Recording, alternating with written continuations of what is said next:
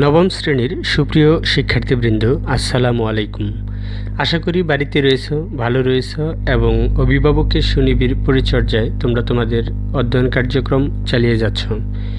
Ghatail cantonment public school and college কর্তৃক আয়োজিত online শ্রেণী শিক্ষা কার্যক্রমে তোমাদের সবাইকে সুস্বাগতম। আমি মোহাম্মদ নিজাম আকন্দ, সহকারী শিক্ষক সামাজিক বিজ্ঞান, Ghatail cantonment public school and college. সুপ্রিয় শিক্ষার্থীরা, আজকে আমরা তোমাদের নবম শ্রেণীর বাংলাদেশ ও বিশ্ব পরিচয় বইয়ের চতুর্থ অধ্যায়ে পার্ট 2 নিয়ে কথা বলবো। আমরা প্রথমেই দেখে নেব আজকে আমাদের আলোচ্য অংশটুকু কি কি আছে। সুপ্রিয় শিক্ষার্থীরা, এই পাঠ শেষে তোমরা যে বিষয়গুলো সম্পর্কে জানতে পারবে সেগুলো হচ্ছে জলবায়ু বলতে কী বোঝায় তা বলতে পারবে, বাংলাদেশের জলবায়ু ব্যাখ্যা করতে পারবে এবং ভারতের জলবায়ুর ধরন বিশ্লেষণ করতে পারবে। সুপ্রিয় শিক্ষার্থীরা, চলো আজকে আমরা এই বিষয়গুলো নিয়ে বিস্তারিত আলোচনা করি। আমরা প্রথমেই যে বিষয়টা জানবো সেটা হচ্ছে জলবায়ু কাকে বলে। তোমরা পূর্বের ক্লাসগুলোতে জেনেছ যে কোনো একটি স্থানে 1 থেকে 7 দিনের বায়ুপ্রবাহ, বৃষ্টিপাত, তাপ ইত্যাদির গড়কে বলা হয় আবহাওয়া। সুপ্রিয় শিক্ষার্থীরা, জলবায়ু আবহাওয়ার চাইতে অনেক বিস্তৃত পরিসর। জলবায়ুকে আমরা ব্যাখ্যা করতে গেলে বলতে পারি কোনো একটি অঞ্চলের দীর্ঘদিনের আবহাওয়ার গড়কে জলবায়ু বলা হয়। আমরা আরও ব্যতিক্রমভাবে বলতে গেলে বলতে পারি একটি নির্দিষ্ট অঞ্চলের 30 থেকে 40 বছরের আবহাওয়ার গড় অবস্থাকে জলবায়ু বলে। তোমরা যখন খাতায় লিখবে তখন এই সংজ্ঞাটি লিখবে, একটি নির্দিষ্ট অঞ্চলের 30 থেকে 40 বছরের আবহাওয়ার গড় অবস্থাকে জলবায়ু বলে। মূলত বিভিন্ন অঞ্চলে বিভিন্ন ধরনের জলবায়ু বিরাজমান। এর অন্যতম কারণ হচ্ছে অক্ষাংশ, দ্রাঘিমাংশ, সমুদ্র থেকে ওই স্থানের দূরত্ব, সমুদ্রপৃষ্ঠ থেকে ওই স্থানের উচ্চতা ইত্যাদি কারণে মূলত বিভিন্ন অঞ্চলে জলবায়ু বিভিন্ন রকমের হয়ে থাকে। জলবায়ু পরিবর্তনের ফলে স্বাভাবিকভাবে প্রাকৃতিক দুর্যোগের ব্যাপকতা বৃদ্ধি পায়। জলবায়ুর যত নেতিবাচক পরিবর্তন ঘটবে, প্রাকৃতিক দুর্যোগের ব্যাপকতা তত বেশি বৃদ্ধি পাবে। সুপ্রিয় শিক্ষার্থীরা, আমরা প্রথমেই যে বিষয়টা জানবো সেটা হচ্ছে বাংলাদেশের জলবায়ু। আমরা জানি মৌসুমী জলবায়ুর কারণে বাংলাদেশে বছরের বিভিন্ন ঋতুতে জলবায়ুর কিছুটা তারতম্য ঘটে। যেমন বর্ষাকালে প্রচুর বৃষ্টিপাত হয়, প্লাবিত হয় বাংলাদেশের বিস্তীর্ণ এলাকা। এতে অতিবৃষ্টি, আকস্মিক বন্যা ইত্যাদি দেখা যায়। তো সেক্ষেত্রে বাংলাদেশের জলবায়ুতে বৈচিত্র্যতা বিদ্যমান। আমরা প্রথমেই দেখে নেব বাংলাদেশের জলবায়ুটা কেমন। বাংলাদেশের জলবায়ু মোটামুটি উষ্ণ, আর্দ্র ও সমভাবাপন্ন। মৌসুমী জলবায়ুর অধিক প্রভাবের ফলে বাংলাদেশের জলবায়ু ক্রান্তীয় মৌসুমী জলবায়ু নামে পরিচিত। সুপ্রিয় শিক্ষার্থীরা, এখানে একটি বিষয় লক্ষণীয় যে আমরা জানি বাংলাদেশের মৌসুমী বায়ুর বা মৌসুমী বায়ু প্রবাহের ব্যাপক প্রভাব রয়েছে। আর এই মৌসুমী বায়ু প্রবাহের কারণেই বা মৌসুমী জলবায়ুর কারণেই বাংলাদেশের জলবায়ু মূলত ক্রান্তীয় মৌসুমী জলবায়ু নামে পরিচিত। অন্য দেশের মতো বাংলাদেশের শীত বা গরম চরম ভাবাপন্ন হয় না। আমরা জানি যে বিশ্বের বিভিন্ন দেশের জলবায়ু বিশ্লেষণ করলে দেখব কোনো কোনো দেশে চরম গরম অনুভূত হয়, আবার কোনো কোনো দেশে চরম শীত অনুভূত হয়। আমরা যদি চীনের কথা বলি তাহলে দেখব এখানে শীতকালে হিমাঙ্কের নিচে শীত থাকে, সেক্ষেত্রে এখানে চরম শীত বিরাজমান।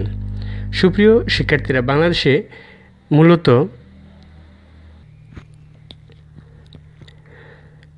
গ্রীষ্ম, বর্ষা, শরৎ, হেমন্ত, শীত ও বসন্ত ঋতু বিরাজমান। ঋতুভেদে জলবায়ুর কিছুটা তারতম্য রয়েছে। তবে বাংলাদেশের জলবায়ুর বৈশিষ্ট্যের ভিত্তিতে 6টি ঋতুকে প্রধান 3টি ঋতু হিসেবে দেখানো যায়। এ সম্পর্কে নিচে আমরা ব্যাখ্যা করব। প্রথমেই আমরা শীতকাল নিয়ে আলোচনা করব। বাংলাদেশে নভেম্বর থেকে ফেব্রুয়ারি মাস পর্যন্ত শীতকাল বিরাজমান। এ সময় সূর্য দক্ষিণ গোলার্ধে থাকায় বাংলাদেশে তির্যকভাবে কিরণ দেয়, অর্থাৎ সূর্য দক্ষিণ গোলার্ধে অবস্থান করে এবং বাংলাদেশে এই সূর্য তির্যকভাবে কিরণ দেয়, ফলে এই অঞ্চলে তাপ কমে যায়। জানুয়ারি হলো শীতলতম মাস এবং এ মাসে গড় তাপমাত্রা থাকে হচ্ছে 17.7 ডিগ্রি সেলসিয়াস। শীতকালে আমরা গ্রাফে দেখতে পাচ্ছি শীতকালে সর্বোচ্চ তাপমাত্রা থাকে 29 ডিগ্রি সেলসিয়াস এবং সর্বনিম্ন তাপমাত্রা থাকে 11 ডিগ্রি সেলসিয়াস এবং কোনো কোনো সময় এই তাপমাত্রা আরও নিম্নগামী হয়। আমরা যদি বিভিন্ন জেলার শীতকালে তাপমাত্রা বিশ্লেষণ করি তাহলে দেখতে পারবো চট্টগ্রামে 20 degree Celsius, Noakhali 19.4 degree Celsius, ঢাকায় 18.3 ডিগ্রি সেলসিয়াস, বগুড়ায় 17.7 ডিগ্রি সেলসিয়াস এবং দিনাজপুরে 16.6 ডিগ্রি সেলসিয়াস। সাধারণত একই রাষ্ট্রে বিভিন্ন এলাকায় বিভিন্ন রকমের তাপমাত্রা বিরাজমান। সুপ্রিয় শিক্ষার্থীবৃন্দ, আমরা এবার গ্রীষ্মকাল নিয়ে কথা বলব। বাংলাদেশে সাধারণত মার্চ থেকে মে মাস গ্রীষ্মকাল। গ্রীষ্মকালে সূর্য উত্তর গোলার্ধের কর্কট ক্রান্তি রেখার নিকটবর্তী হয়, বায়ুর চাপের পরিবর্তন হয় এবং দক্ষিণ পশ্চিম মৌসুমি বায়ু প্রবাহিত হয়। সুপ্রিয় শিক্ষার্থীরা, এখানে একটি বিষয় লক্ষণীয় যে শীতকালে সূর্যের অবস্থান থাকে দক্ষিণ গোলার্ধে, ফলে বাংলাদেশের উপর এই সূর্যের আলো তির্যকভাবে পড়ে এবং তাপমাত্রা কম থাকে। কিন্তু আমরা গ্রীষ্মকালে যদি বিশ্লেষণ করি তাহলে দেখব গ্রীষ্মকালে সূর্য উত্তর গোলার্ধের কর্কট ক্রান্তি রেখার নিকটবর্তী থাকে এবং বায়ুর চাপের পরিবর্তন হয় এবং দক্ষিণ পশ্চিম মৌসুমি বায়ু প্রবাহিত থাকে। একই সময়ে উত্তর পশ্চিম দিক থেকে শুষ্ক ও শীতল বায়ু প্রবাহিত হয়, ফলে কালবৈশাখী ঝড়ের সৃষ্টি হয়।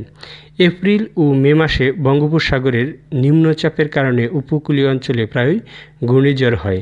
এপ্রিল হলো উষ্ণতম মাস এবং এ সময় সামুদ্রিক বায়ুর প্রভাবে দেশের দক্ষিণ থেকে উত্তর দিকে তাপমাত্রা ক্রমান্বয়ে বাড়তে থাকে। অর্থাৎ বাংলাদেশের দক্ষিণ অংশ বঙ্গোপসাগর, তারপর হচ্ছে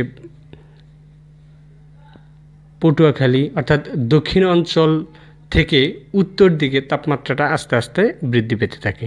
সুপ্রিয় শিক্ষার্থীবৃন্দরা, আমরা গ্রীষ্মকালের তাপমাত্রা যদি বিশ্লেষণ করি তাহলে দেখব এ সময় সর্বোচ্চ তাপমাত্রা থাকে 38 ডিগ্রি সেলসিয়াস। সময়ের বিবর্তনে এই তাপমাত্রাটা অনেক সময় বৃদ্ধি পায়। সর্বনিম্ন তাপমাত্রা থাকে 21 ডিগ্রি সেলসিয়াস।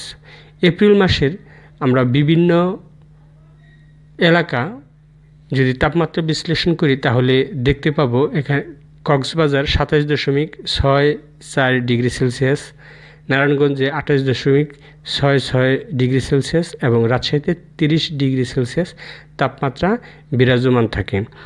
সুপ্রিয় শিক্ষার্থীরা, বাংলাদেশ একটাই, গ্রীষ্মকাল একটাই, তথাপি এলাকা ভেদে এর তাপমাত্রার তারতম্য ঘটে এবং এটার একমাত্র কারণ হচ্ছে সূর্যের আলোর প্রতিফলন। সুপ্রিয় শিক্ষার্থীরা, এবার আমরা বর্ষাকাল নিয়ে কথা বলবো। জুন থেকে অক্টোবর মাস পর্যন্ত বাংলাদেশে বর্ষাকাল। জুন মাসের শেষের দিকে সূর্য বাংলাদেশের উপর লম্বভাবে কিরণ দেওয়ার ফলে এখানে অতিরিক্ত তাপ অনুভূত হয়, কিন্তু এই ঋতুতে অধিক বৃষ্টিপাত হয় বলে তাপমাত্রা যেরূপ বৃদ্ধি পাওয়ার কথা সেরূপ বৃদ্ধি পায় না। এ সময় গড় উষ্ণতা থাকে মাত্র 27 ডিগ্রি সেলসিয়াস। বাংলাদেশে মোট বৃষ্টিপাতের 5/4 বৃষ্টিপাত হয় এই বর্ষাকালে। সুপ্রিয় শিক্ষার্থীরা, আমরা শীতকালে দেখেছি সূর্য দক্ষিণ গোলার্ধে থাকে, বাংলাদেশের উপর তির্যকভাবে তাপ দেয়।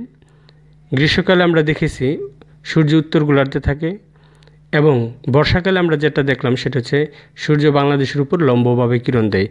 যে স্থানে সূর্য লম্বভাবে কিরণ দেয় সেই স্থানে স্বাভাবিকভাবে তাপমাত্রাটা বেশি হওয়ার কথা, কিন্তু বর্ষাকালে অধিক বৃষ্টিপাত হওয়ার কারণে এখানে তাপমাত্রাটা ততটা বৃদ্ধি পায় না। এ সময় গড় উষ্ণতা থাকে মাত্র 27 ডিগ্রি সেলসিয়াস। সুপ্রিয় শিক্ষার্থীরা, বর্ষাকালে সর্বোচ্চ বৃষ্টিপাত হয় 340 সেন্টিমিটার এবং সর্বনিম্ন বৃষ্টিপাত হয় 119 সেন্টিমিটার। সুপ্রিয় শিক্ষার্থীরা, দেশের পশ্চিম থেকে পূর্ব দিকে বৃষ্টিপাত ক্রমেই বেশি হতে থাকে। আমরা যদি কয়েকটা এলাকার এই বৃষ্টিপাত বিশ্লেষণ করি তাহলে দেখতে পাবো বর্ষাকালে পাবনায় 114 centimetre, Dhaka 120 centimetre, Comilla 140 centimetre, Sreemangal 180 centimetre, Rangamati 190 centimetre. মূলত অঞ্চল ভেদে এই বর্ষাকালে বৃষ্টিপাতের তারতম্য ঘটে। সুপ্রিয় শিক্ষার্থীরা, এবার আমরা ভারতের জলবায়ু নিয়ে কথা বলবো। ভারত মৌসুমী অঞ্চলে অবস্থিত, ফলে দেশের উষ্ণতা, বৃষ্টিপাত, আর্দ্রতা ইত্যাদি মৌসুমী বায়ু প্রবাহের উপর নির্ভরশীল। মূলত ভারতের জলবায়ুটা মৌসুমী বায়ুর উপরেই অধিক নির্ভরশীল। ফলে ভারতে ঋতু হলো শীতকাল, গ্রীষ্মকাল, বর্ষা এবং শরৎকাল। আমরা শীতকাল নিয়ে প্রথমে কথা বলবো। ভারতের শীতকাল ডিসেম্বর থেকে ফেব্রুয়ারি মাস পর্যন্ত স্থায়ী হয়। শীতকালে সূর্য দক্ষিণ গোলার্ধের অবস্থান করায় সমগ্র ভারতে উত্তাপের পরিমাণ যথেষ্ট কম থাকে। এ সময় দেশের উপর দিয়ে পূর্ব মৌসুমী বায়ু প্রবাহিত হয়। হিমমণ্ডল থেকে নির্গত হয় এবং স্থলভাগের উপর দিয়ে প্রবাহিত হয় বায়ু শুষ্ক ও শীতল হয়। হিমালয় পর্বত উত্তর অঞ্চল জুড়ে প্রাচীরের ন্যায় দণ্ডায়মান থাকায় এই শুষ্ক ও শীতল বায়ু সরাসরি ভারতে প্রবেশ করতে পারে না। এর জন্য ভারত শীতের কবল থেকে রক্ষা পায়। এ সময় ভারতের আবহাওয়া শুষ্ক, শীতল ও আরামদায়ক থাকে। এ পর্যায়ে আমরা ভারতের গ্রীষ্মকালের জলবায়ু বিশ্লেষণ করব। গ্রীষ্মকালটা মূলত মার্চ থেকে মে মাস পর্যন্ত স্থায়ী হয়।